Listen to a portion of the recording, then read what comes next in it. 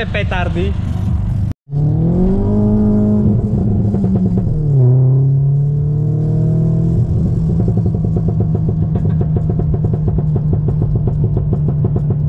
Šťastný nový rok. Ty vlastne na Vianoce ani nekupuješ petardy, hej?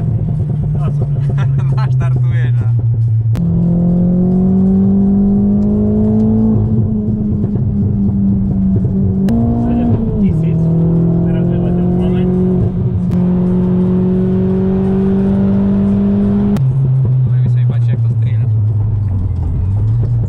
Ahojte, vítajte pri našom ďalšom novom videu, na ktorom si predstavíme tento lesný zver a Opel Astra Coupe v úprave Bertone, ktoré sú dosť nezvyčajné na našich cestách. Samozrejme, ten predok vám je možno známy z bežnej Astry, ale ten zovňajšok klame. Každopádne prvé čo, tak to auto vyzerá na vlastné oči, teda naživo, oveľa lepšie ako na fotkách, pretože keď ho takto vidím, sa mi oveľa viac páči, a keď ho pozriem niekde na Google na fotkách alebo tak. Auto je 2 liter turbo, v základe 140 kW. Tu je nástupca motora C20 LED, teda toto je Z20 LED, ktoré sa dávali predtým do kalibroviek, tie C20 LEDky. A tu už máme Z20 LED. Čo je zaujímavé je, že tu dali menej kW, hej, či toto je 140 kW, kdežto kalibry mali 150 kW. Ešte ďalšia zaujímavá storá je, že tu nedali 4x4, je to čisto predný náhon. Takisto neviem, kvôli čomu to presne bolo, ale ja osobne si myslím, že boli dosť kazivé tie 4x4 na tých Opel kalibroviek. Niečo o tom viem, takže si myslím, že preto to vylúčili a nechali to čisto iba na ten predok. Auto je v ikonických modrých oplackých, takých tmavo-modrých farbách. Mne sa veľmi páčia tieto farby, ktoré Opel na toto auto dáva a dosť na ňom pasujú. Dávali sa proste aj na Tigry, myslím, že možno trošku iný odtieň bol, a takisto aj na Opel Calibra a aj na tieto Astry. Tu na model 2003, tieto Astry sa vyrábali od roku 2000 do 2006. Tak si teda poďme ukázať toto auto už zblízka. Ahoj. Vítam ťa u nás na našom kanáli. A povedz nám, ako si k tejto kraske prišiel, čo si na nej robil, či ti robí radosť alebo starosť? Ak som k tomu prišiel, jak šľapa kurnak no znáš, jak to zvykne byť to takých 5 minút strachu, šrubovak a ideš, hej. Papiere sa dorobili neskôr, vieš, jak to. Nie, mám to od kolegu, kolega si to zobral ešte niekde... Za ženu?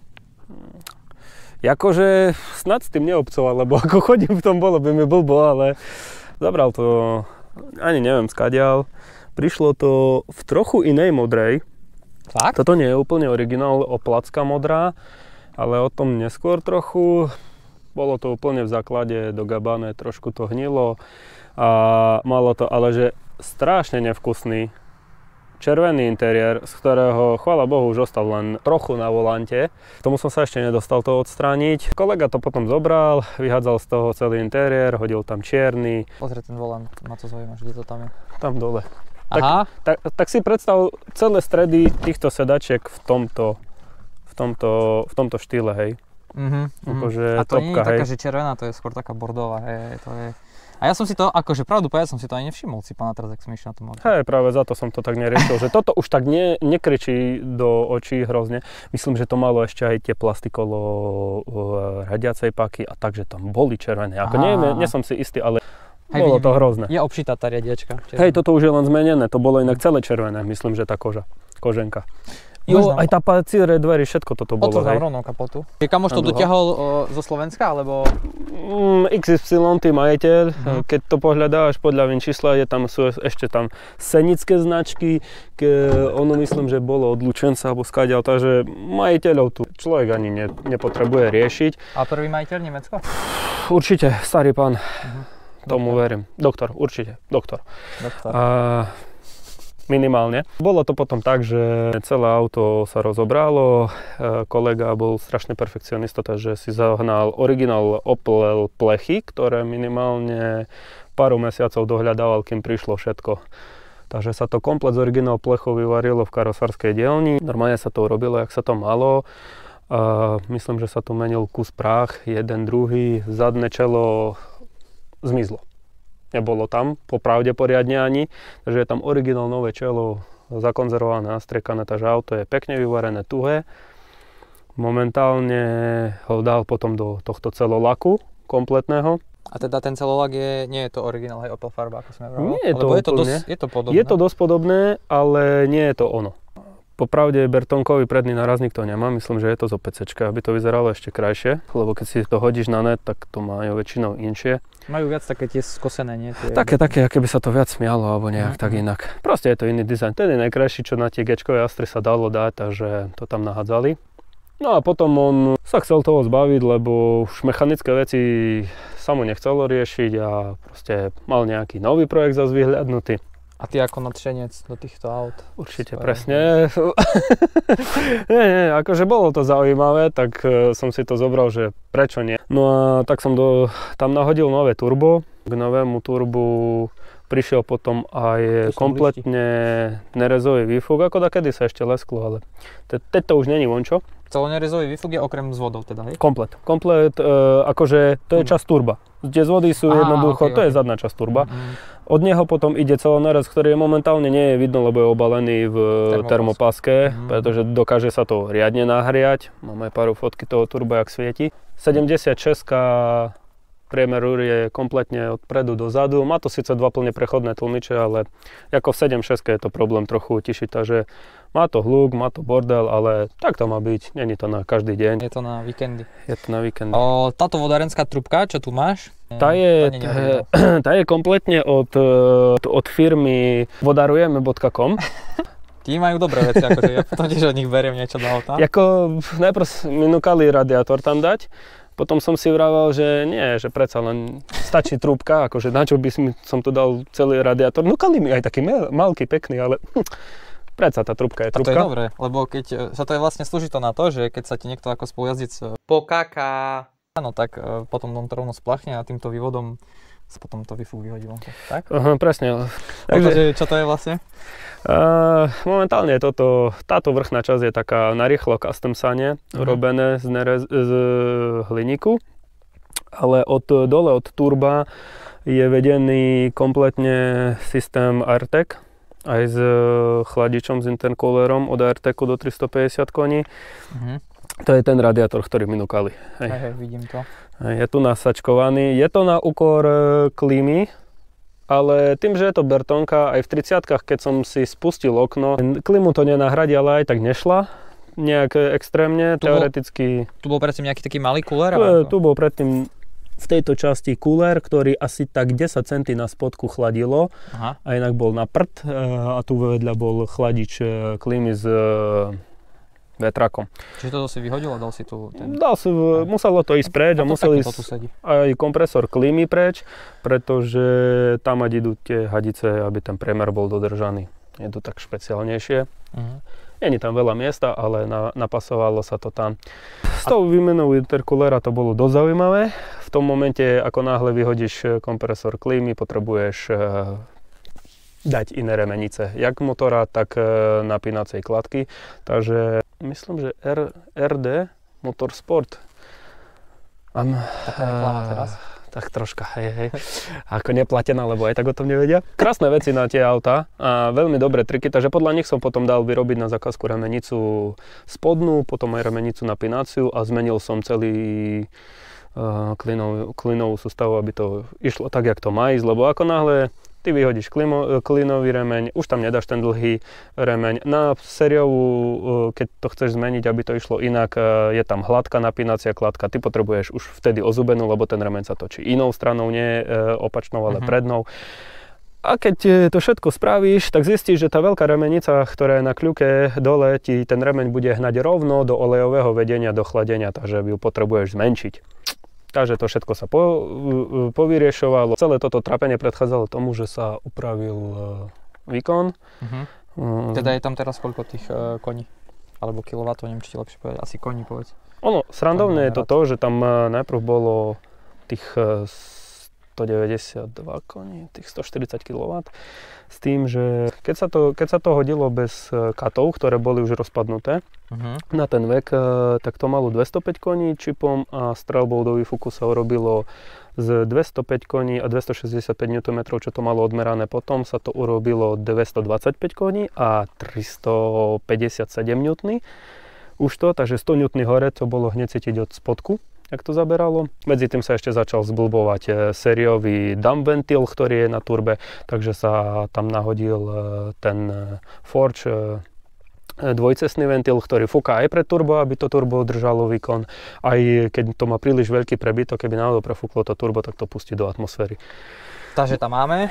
Takže tam máme momentálne nejakých 257 koní. Slušné. A krúťak trošku zišiel na nejakých 330. Na to, že to malo by mať auto nejakých 250 000, je to úctihodný výkon, ten motor není vylagrovaný, takže v tomto prípade je menej viac. Je menej viac, hej. Tu nám vlastne môžeme ešte vidieť tú Bertone plaketku. No jo, to by malo byť to číslo, hej, že to označuje, že je to tá Bertonka. Práva. Vlastne je to Bertone, je úprava len ten zovňajšok. Karosérie, áno. To je firma, ktorá začala v 1914 a skončila presne v 2014, takže na svoje storočie sa posadili do prdele a upravovali veľa aut. Akože len zovňajškom. Hlavne Fiaty. Fiaty. Myslím, že majú tam nejaký koncept. Aj Ferrari určite majú niečo. Neviem, či Ferrari.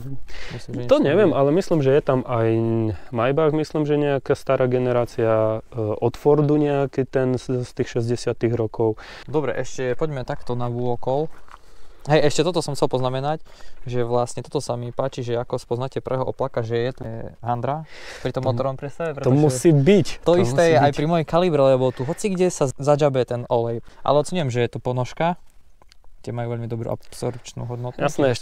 Čo ma zaujalo, brzdy, tieto určite nie sú sériové, aspoň si to myslím, keďže sú tam dierkované kotúče. Menil si ich ty? Nie, boli už pri aute. To sa spravilo jak sa lakovala celá, že sa ošetrili brzdy, nahádzali nové brzdy. Štandardne neviem, prečo si myslíš, že sú závodné len pre tie dierky. Akože zobral som vrták. Nepovedal som, že závodné, ale som povedal, že nie sú sériové, lebo vidím, že sú tam tie dierky. No jasné, však zoberieš vrták a už nemáš sériové kotúče. Okay. Tak aj športový máš teda tak, že iba to máš vyvrtané. No jasné, hej, akože, ale nemôžem povedať. Potom sa sťažujú na tie dierkované, že to píska. Skôr nie, ono to má skôr taký... Záleží od tých doštičiek asi, nie? Skôr to robia doštičky najviac a štandardne, ono tak zvyknú trošku takú jemné vibrácie robiť, ale pri tom aute to nerobia. Lebo aspoň ja to necítim. Samozrejme, že áno, to musí byť. No a ten výfuk ešte, ten ma zaujíma. Ten koncák, to už je nejaká séria, nie? Ten koncák to bolo znúdzečnosť, toto tam bolo na aute. Bol tam predtým úplne iný výfuk, trčajúci, vyzeralo to jak lešenárky spod auta otrhnuté, takže... Toto je veľmi decentné. Akože je to také decentné. Bola by tam aj krajšia koncovka, ale ako som sa na to nejak nezamerával. Je to urobené tak, že je to blízko nárazníka, je zo zadu, keď sa dá spredu, je to tak viac menej len provizne urobené rýchlo. Není ani úplne uzavretá kvôli tomu, že by sa prechladzovala a neopaľovala nárazník, čo zatiaľ táto jedna funkcia mi asi najviac vyšla. Tieto podvyštníky, to vyšné čaje, to sú originál? Tak má byť? Myslím, že nie. Myslím, že je to len nejaký dorobok. A neviem, či to nebolo už na aute a len sa to hodilo do farby. Ako príbeh, jak sa dostať k tomu, fakt neviem. Ale viem, že není to tam sériové. A ešte si môžeme pozrieť na drž. Bolo to tam. Väčšinou inak je to zaujímavá táto vec. Tak. No to zase. Je to zaujímavé, že keď sa zamkne auto, predsa len pri tom starom aute je tam to zamykatko. Že to zamkne nádrž? Hej, neotvoríš to. No? Keď je zamknuté auto, neotvoríš to. Raz som sa tak na pumpe odžubal. Že ty vole, hej, že sa mi... Zamrzla. Hej, že zamrzla, akože proste to nejde otvoriť. A rozmýšľam, nebudem tam pchať šrubu, ak nový lak. A potom, že skúsim odomknúť, či to otvorím. Ty, jak blbý. Odomknem a on otvoril. Ty kokos, to ma prekvapilo. A ešte, čo sa mi páči na tom, že... To si mal vidieť, jak mňa to prekvapilo. A tých ľudí na pumpe, jak na mňa pozerali. A keď sa zavrie, tak sa to samo dovrie. Akože už teraz ako v zime je to topka, ale no. A akože klobúk dole, že to funguje dodnes. Že to funguje, áno, presne. Akože 20 rokov a ono to jede. A ešte tie elektrony ma zaujímajú, čo tam máš? To 17-ky? To sú 17-ky. Sú podľa kolegu, aby som citoval, sám som nedopatral, aké sú, čo je to presne, tí viacej zažratí oplaci by vedeli. Ale je to Opel disk? Je to Opel disk originál a vraj sú, už tento dizajn je ťažšie dohľadateľný. OPC-čkové disky 18-ky väčšinou zohnáš o dosť viacej, čo sú také Y-ky. A tieto tu podľa mňa na tú Bertonku sedia oveľa viacej, čo som pozeral s OPC-čkovými. Hej, veľmi na to sedia. A obuté máš? Obuté sú tam, myslím, že nejaké 215-45 R17. Tak poďme dnukajc do tepla. Nícel. Ty si frajer. Však No, vzadu môžeme vidieť taký priestor, že... No. Jako holky tam osadnú. Jako holky, foršty, dzíne na Halloween. Ale koža je... No, je celkom zachovalá, tu je, to nie je popraskané, to je keby, či je to popraskané? Nie, to je zub času. To je zub času, áno. Čiže tu, jak tie baby vlastne, on ich už chce sa ich zbaviť, že už nech idú preč, ale oni, toto sa im tak páči, že sa tu nechtami tak držia a to potom Ja dosť myslím, že to oni samé v každej zakrute, ale nebudeme to rozvíjať. Aha, že je to z toho. Takže počkaj, že na tvojej strane nie sú? Vieš čo? No, ani Vidíš? nie. Nie. Nie sú. Čisto. A čo sa týka tej palubovky, tá materiál je taký, že... Že Opel z 2002. Hej, ale je to taký mäkčený plast, takže toto je dobré, že to neopraská. Čo na kalibrách boli problémy, tu v strede furt pukla tá lišta a tu pozerám, že je to v pohode, tu to už poriešili. No a tu máš tajnú priehradku, ktorá sa nedá otvoriť, preto je tajná. Čo si taký, hej. Akože má to svoje... Á, tu máš na cigaretky. Akože ono sa to aj zavre, hej, akože top, hej. Ako v živote som to neotváral. Teraz prvýkrát si to otvoril. Tu na crack. No a toto ma ešte zaujíma, že tu máš nejaký taký tuning. Prečo si to tu vytuningoval? Ja som ti vral, že nesmieš do toho pozerať. Pozri. Až ty to vieš aj zavrieť. Počkaj. Nejak takto tam sedelo. No zavri, toto bude oveľa krajšie potom. Že keď ideš na diagnostiku, tam to pichneš, čiže je to kvôli tomu vonku. Je to tam kvôli tomu vonku. Dobre, pamäťové sedačky sú tu vlastne. Samozrejme. Ty keď si pamätáš, ak si sedel, to si to tak nastavíš. Hej, presne, asi a tak. preto sú pamäťové. Je tu aj masáž, väčšinou... Keď takto sedí vzadu a ide rýchlo a či kope do sedačky. Buď po sedačke, alebo po hlave, to sú rôzne štádia masáži. To záleží, koho vozíš. Tak. Však my sme si neukázali kufor, my si musíme ukázať kufor. Najprv musím nájsť kľúč od kufra. No a má to vyhrievané sedačky, čo je zaujímavé. A idú tie vyhrievané sedačky? Moja určite a s poliascovou som nesedel, takže neviem. Tak vyskúšame ju potom, či mi to bude hriať riť. No dobre, poďme ešte do zadku. A ešte tu sa, hej, klasika, sklopí sa sedadlo. Tam dáte meter zárna a môžete ísť domov. Hopšup, prášok. Hopšu prášok, tak sa otvára? Počkaj, to sa nedá otvoriť bez kľúča? Akože nemáš tam tú pačku vpredu? Nie je tam pačka, malo by to ísť na centrál a akože nesledoval som, či to funguje. Áno, jasné, áno, dobre, čak. Robíš reklamu? No, prestaň. Tam to zakry a je to proste zrovna nejak tyle. Ale zase Japonce máme radi, takže dobre. No však doma máš tú Hondu Swift. Tá Honda Swift, takže preto tu je ten... Lebo má doma Hondu Swift, tak má tu tento váčik, no. Lebo doma má samé Hondy. Že by som ťa rád mal, vieš. Takže tak, tu máš tu tú vaničku, to sa mi páči, že to tu dali, lebo... Hej, ale môžeme si to tak trošku iba nadvihnúť. No akože môžeme. A tu je koberček ešte. Aha, a tu pod koberčekom. Prvýkrát to otvárame. A tu máme ešte, to je normálne, že vytlmené, hej, že aha, tak to je super. Až teraz pozerám. A ty tu máš nakoniec ešte? Rezerva. Tu sú malé náznaky klasiky, jak vyzeralo to auto. Tá farba. Aha, také to bolo v farbe? Nie až také, to je, hovorím, že len posledné náznaky, hej, že to je pľúnuté. A to je... To je na tú masáž. Keď je príliš silná masáž a chceš to vypnúť aspoň na chvíľu, tak sa trošku oháňaš. No dobre. Ešte jedna zaujímavosť. Že teraz, jak je výfuk, tak teraz je studený, hej, keď si tak prirovnáme o palec, hej, tak ho mám cca tu niekde za nechtom trošku, hej, tak to je studený. A zvykne výjsť až potadiaľ, to si ukážeme potom, jak bude nahriate. Že ak sa zahreje, tak už vyjde vonka. Vyjde von, to je rozťažnosť materiálu, nerezu, takže on sa tak trochu posunie von. To je asi z tohto rozhovoru všetko. A my teraz ideme preskúšať petardy.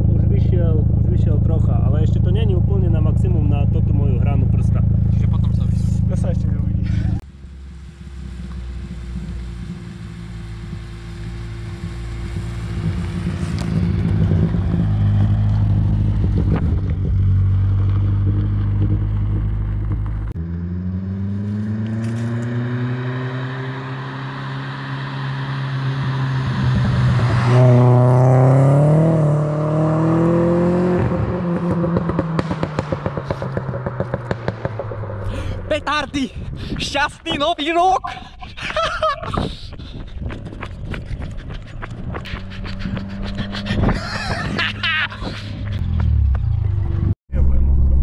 No dobré. Ja si ešte pustím sedačku, že či funguje.